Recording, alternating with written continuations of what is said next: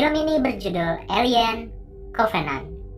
Apa yang Dr. Ellie lakukan setelah meninggalkan planet mengerikan di film Prometheus bersama David menggunakan kapal Juggernaut milik Faraday Engineer, serta hubungan 3 film Alien dengan karakter ikonik Ripley.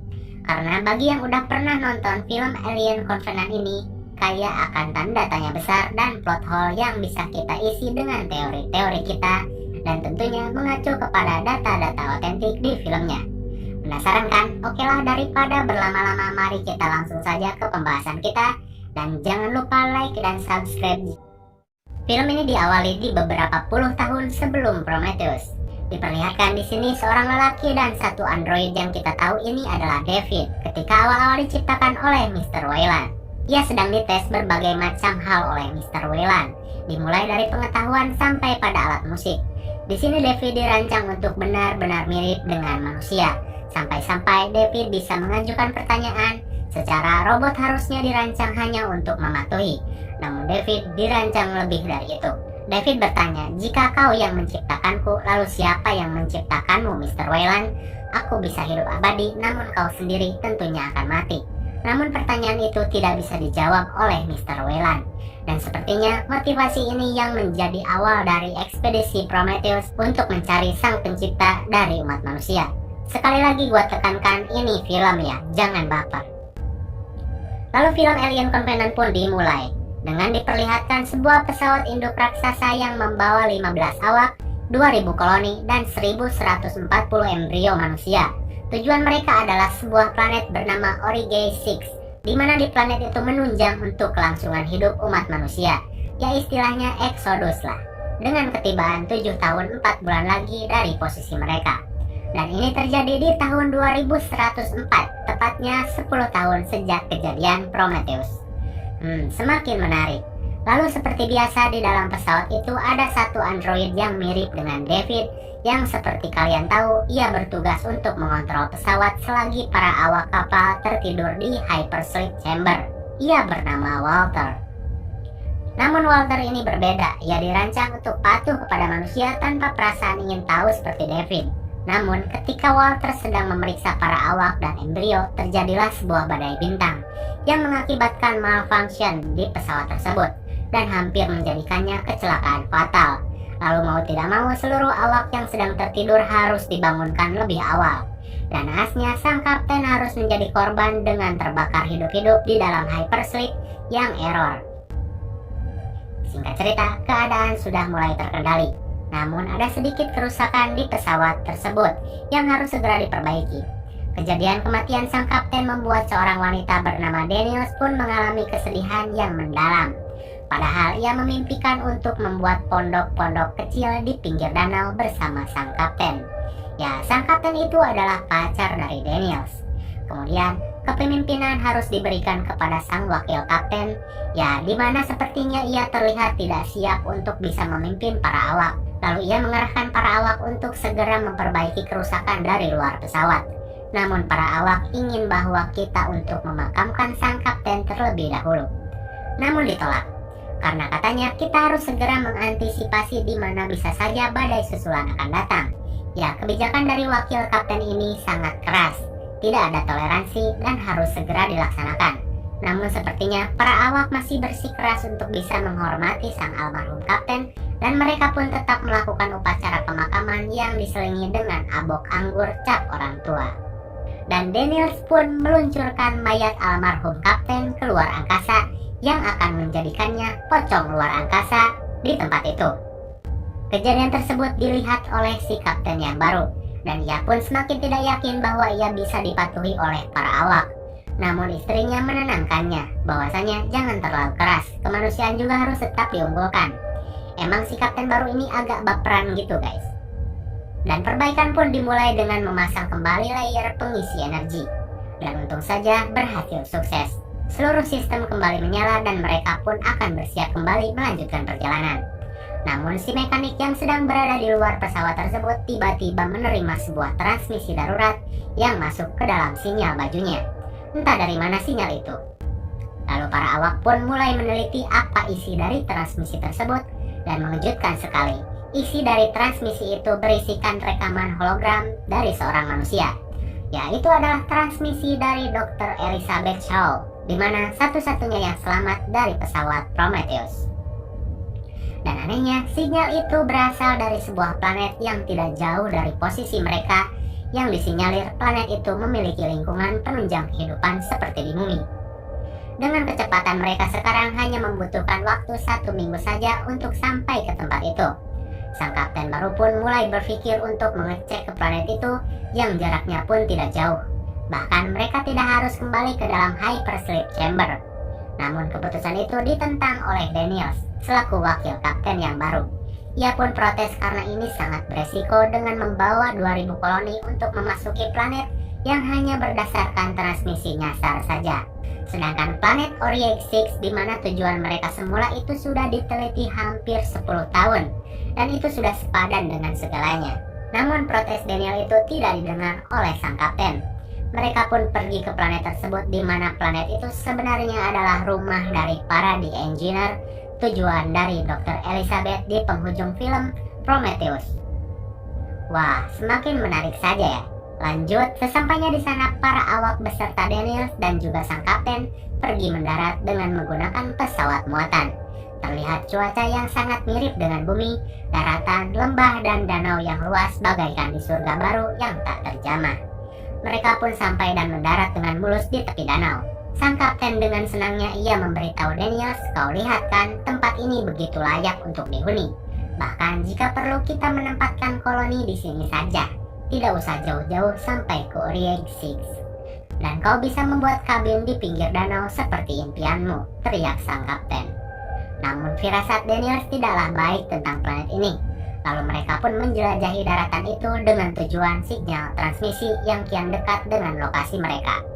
Istri dari kapten pun memilih untuk stay di tengah perjalanan dengan ditemani seorang krunya guna meneliti kadar air dan tanah di tempat itu. Dan sisanya melanjutkan perjalanan. Istri dari sang kapten pun mulai meneliti dan tiba-tiba seorang krunya tidak kuat untuk ngudud. Jadi ia minta izin sebentar buat ngudud. Namun hal buruk pun terjadi. Ia seperti menginjak tanaman yang melepaskan spora hitam yang banyak dan masuk ke dalam telinganya, yang akan membuat keadaan menjadi neraka. Di sisi lain, kawanan pencari sinyal pun sudah sampai di sumber transmisi tersebut. Terlihat kapal Juggernaut milik para The Engineer yang kita tahu dulu dipakai Dr. Ellie dan David untuk pergi ke tempat ini. Mereka pun memasukinya dan melihat ada baju luar angkasa yang dulu dipakai oleh Dr. Ellie. Kemudian Daniels menemukan kalung bernama Dr. Ellie. Sebenarnya apa yang sudah terjadi kepada mereka? Singkat cerita, satu kru yang sudah menghirup spora hitam itu mulai menunjukkan gejala yang aneh. Ia seperti kelelahan dan sakit. Istri sang kapten pun mulai menelpon untuk mereka semua cepat-cepat naik ke pesawat. Namun keadaan semakin memburuk. Infeksi itu sudah semakin parah. Dan ketika sampai di pesawat, kru tersebut pun dikarantina. Namun yang terjadi adalah muncul makhluk mengerikan dari dalam tubuh kru tersebut. Mirip dengan xenomorph, namun itu bukan. Masih belum sempurna. Di tengah kepanikan situasi tersebut, si istri dari kapten pun terbunuh oleh makhluk tersebut. Dan satu kru yang berada di pesawat itu pun mulai panik dengan menembaki makhluk itu, namun meleset dan mengenai bagian mesin yang menciptakan ledakan di pesawat itu. Dan mereka pun mati seketika di dalam pesawat tersebut. Para kru yang lain pun kaget melihat hal tersebut, dan tiba-tiba satu anggotanya pun mulai mengalami gejala yang sama dengan mengeluarkan bayi alien dari mulutnya. Mereka mulai panik dan mulai menghubungi pesawat induk Covenant, namun tidak ada jawaban karena adanya badai di langit. Lantas, beberapa saat kemudian bayi alien itu tiba-tiba menjadi besar dan menyerang mereka, dan hampir membunuh Daniels. Untung saja diselamatkan Walter. Lalu mereka menembaki alien itu yang sudah semakin besar. Korban pun mulai berjatuhan atas keganasan alien tersebut. Lalu dari kejauhan tiba-tiba terdengar suara tembakan. Ternyata itu adalah tembakan suara cahaya yang membuat makhluk itu kabur, dan mereka semua diselamatkan oleh seseorang yang misterius. Mereka semua pun diajak untuk pergi dari tempat itu. Mereka memasuki kota di mana di sana banyak sekali mayat-mayat menghitam. Banyak sekali. Mereka pun keheranan melihat situasi tersebut. Lalu mereka pun masuk ke dalam bangunan besar yang berada di tempat tersebut, dan mereka pun bisa selamat. Ternyata yang menyelamatkan mereka semua itu adalah David, robot android Prometheus yang bersama dengan Dr. Ellie. Ia pun menjelaskan bahwasanya kami berdua sampai di tempat ini dengan menggunakan pesawat Juggernaut milik The Engineers. Dan saat mendarat kami tidak sengaja melepaskan kuman spora di langit yang menyebabkan semua orang di tempat ini mati. Kuman itu membuat seluruh makhluk berdaging terinfeksi dan mengeluarkan makhluk aneh dari tubuhnya. Kemudian setelah itu kapalnya kehilangan kendali dan menabrak gunung di tempat yang tadi, dan Dr. Ellie pun tewas di sana. Itulah sekilas penjelasan David yang dirasa agak sedikit aneh. Kemudian para kru pun berusaha menghubungi kembali Covenant, namun hasilnya nihil karena adanya badai. Walter yang ditugaskan untuk mengorek informasi dari David pun kemudian menghampiri David yang tengah memotong rambutnya. Sampai-sampai kita tidak tahu mana David dan mana Walter. Lalu Walter melihat ke sekitar, banyak sekali sket-sket eksperimen milik David. Dan di sini terjadi adegan di mana David mengajari Walter bermain suling. Tidak terlalu penting di sini. Hanya di sini kita diberitahu bahwa David dan Walter sangat berbeda. Jika David kini lebih mirip dengan manusia yang memiliki rasa, keinginan, emosi, dan obsesi, namun Walter hanya dirancang untuk loyalty saja.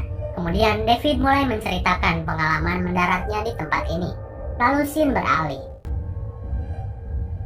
Terlihat di beberapa tahun yang lalu ketika David mendarat di tempat ini, di mana kapalnya yang memakai kapal Engineer pun disambut meriah oleh para warga di planet ini atas kedatangan pesawat itu.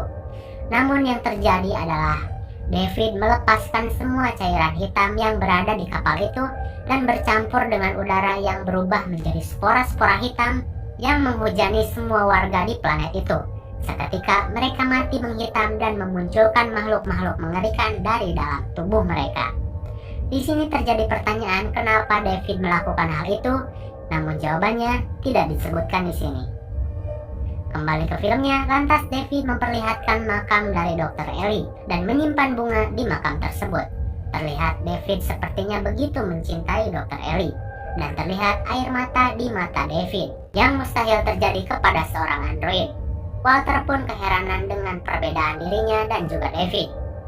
Singkat cerita, diperlihatkan satu makhluk yang memanjat gedung itu, dan sialnya salah satu anggota kru yang sedang membersihkan diri di kamar mandi pun menjadi korban makhluk tersebut dengan dimakan secara ganas. Lalu datanglah David menghampiri makhluk tersebut yang tengah asik memakan kru cantik tersebut. Namun terlihat perilaku makhluk itu terhadap David sangat berbeda. Cenderung makhluk itu taat kepada David. Namun di belakang David muncul sang kapten. David pun seakan tidak terima dengan kelakuan kapten tersebut. Lantas ia ditanya. Lantas kapten bertanya kepada David, sebenarnya apa yang terjadi di sini atau kau akan kuhancurkan? Lalu dengan cerdas David pun mulai memancing sang kapten untuk mengikutinya. David pun memperlihatkan laboratoriumnya kepada sang kapten. Banyak sekali eksperimen-eksperimen yang David lakukan di sana. Ternyata selama 10 tahun David terus mengembangkan eksperimennya terhadap makhluk-makhluk yang ia teliti. Sampai-sampai ia berhasil menciptakan telur dari berbagai percobaan silang yang ia lakukan selama 10 tahun. Kemudian David menunjukkan hasil karyanya yang berada di bawah tanah kepada sang kapten. Dan bodohnya si kapten ikut saja dengan David tanpa rasa curiga sedikit pun. Ia pun diperlihatkan banyak sekali telur-telur aneh. Dan bagi kalian yang sudah tahu film Alien, pasti kalian tahu tentang makhluk yang disebut facehugger. Facehugger adalah makhluk parasit yang menantikan inang di mana inang tersebut akan menghasilkan makhluk sempurna bernama Perfect Xenomorph. Dan dari sini, karena si kapten tidak tahu menahu soal hal tersebut, ia pun melihat ke dalam telur yang terbuka. Dan muncullah facehugger yang menempel di wajahnya dan memasukkan inang lewat mulut korban. Dan sang kapten pun sukses menjadi inang dari calon Perfect Xenomorph. Lalu di dalam sekaratnya sang kapten bertanya kepada David, David, apa yang kau percayai? Dan David menjawab, I believe the creation, atau penciptaan. Semakin terjawab sudah maksud dari David melakukan semua itu, karena ia ingin menjadi seorang pencipta, bukan hanya sebuah android yang hanya patuh terhadap manusia. Lalu dari tubuh sang kapten pun muncul makhluk mengerikan. Itu adalah bayi perfect xenomorph dengan organ mirip manusia namun dengan rupa yang mengerikan dan jelas mematikan. Di sisi lain, tim komunikasi akhirnya bisa menghubungi Covenant dan mereka akan dijemput segera. Daniels yang menanyakan di mana kaptennya pun menyuruh salah satu krunya untuk mencari di mana mereka. Lalu disinilah hal paling mengejutkan kita akan ketahui. Terlihat Walter yang berjalan masuk ke dalam lab milik David dan menemukan sebuah mayat manusia yang sudah dipreteli, dan itu adalah Dr. Elizabeth Shaw. Gue sendiri shock melihat ini. Ternyata Dr. Ellie tidak mati di kecelakaan, melainkan mati menjadi objek penelitian dari David. Gila bener dah. Udah ditolong juga nih android malah ngebunuh Dr. Ellie. Sedih banget gue liatnya. Padahal Ellie bisa jadi karakter yang good. Kemudian Walter pun menghampiri David dan terjadi perdebatan tentang kepercayaan yang dipilih satu sama lain. David menjelaskan yang intinya David ingin menjadi dewa pencipta. Ia ingin menciptakan kehidupan atas rancangannya. Dan ini menjelaskan si robot kampret yang selalu melakukan percobaan kepada manusia bahkan sejak ia berada di pesawat Prometheus. Walter yang tidak setuju dengan David pun kemudian ditusuk dan koslet. Untung saja Walter lebih canggih dengan bisa menyembuhkan kerusakannya sendiri. Di sisi lain, Daniels yang sedang mencari sang kapten pun tidak sengaja menemukan sketsa percobaan David. Dan di sana ia menemukan sketsa Dr. Ellie yang dipermak sedemikian rupa. Ia pun kaget dan hal itu diketahui David. Daniels bertanya, Dr. Ellie tidak mati di kecelakaan kan? Lalu apa yang kau perbuat terhadapnya? Lantas David menjawab, sama seperti yang akan kulakukan kepadamu sekarang. Lalu Daniels pun dilumpuhkan David dan untung saja ditolong Walter. Walter pun bertarung dengan David dan Daniels bersama kru yang tersisa, tepatnya hanya 2 orang saja, langsung berlari keluar menghindari kejaran perfect xenomorph yang sudah menjadi besar dalam waktu singkat. Walter yang bertarung dengan David pun dirasa akan menang melawan David, hingga pada suatu kejadian ketika Walter memegang batu dan David memegang pisau, David pun berkata, ini keputusanmu. Apa kau ingin menjadi pelayan di surga atau kau ingin menjadi raja di neraka? Namun scene tidak kembali diperlihatkan siapa yang menang. Sungguh sangat membingungkan. Lalu terlihat pesawat jemputan pun datang dan mereka bergegas naik ke pesawat itu, disusul dengan Walter sepertinya. Lalu dari belakang muncullah makhluk mengerikan xenomorph itu datang dan mengejar mereka dan ikut naik ke pesawat itu. Daniels pun memberanikan diri untuk melawan alien tersebut dan untung saja alien itu berhasil dikalahkan dengan mesin penjepit yang dilakukan oleh Daniels.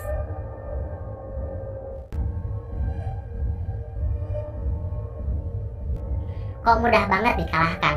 Ya ini kan si xenomorphnya masih bocil remaja, belum dewasa, jadi masih bego. Bego pun masih ngeri apalagi kalau udah pinter kayak di film franchise Alien.